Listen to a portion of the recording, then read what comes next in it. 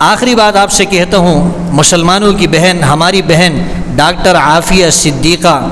جو تقریباً 20 سالوں سے وہ ظالموں کے گرفت کے اندر ہے، حبس سے بے جا کے اندر ہے، بے گناہ اس کو قید کیا ہوا ہے،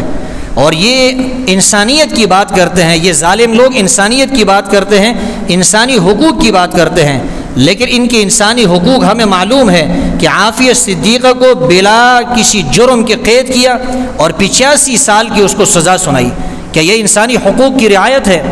یہ انسانی حقوق کو پاؤں تلے رون ڈالنے کے مترادف ہے۔ یہ عافیہ صدیقہ کے ساتھ ظلم ہے، اور افسوس سے کہنا پڑتا ہے کہ مسلمان حکمرانوں میں سے کسی نے عافیہ صدیقہ کے لیے آواز نہیں اٹھائی۔ اللہ تعالیٰ جزائے خیر دے سینیٹر مشتاق صاحب کو، انہوں نے بڑی تگ و دو کی، بڑی محنت کی، اور ان کی محنت کے بعد ان کی جو بہن ہے عافیہ صدیقہ کی، فوزیہ صدیقہ، 20 سال کے بعد ان کی امریکہ کے اندر اپنی بہن کے ساتھ ملاقات ہوئی۔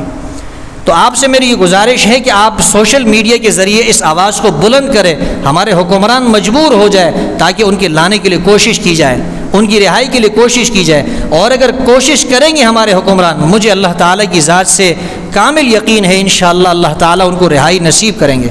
اور وہ دن دور نہیں ہوگا کہ وہ اپنے بچوں کے ساتھ، اپنی بہنوں کے ساتھ، اپنی فیملی کے ساتھ بیٹھ کر ہنس کر جو ہے اپنی زندگی گزار رہی ہوگی۔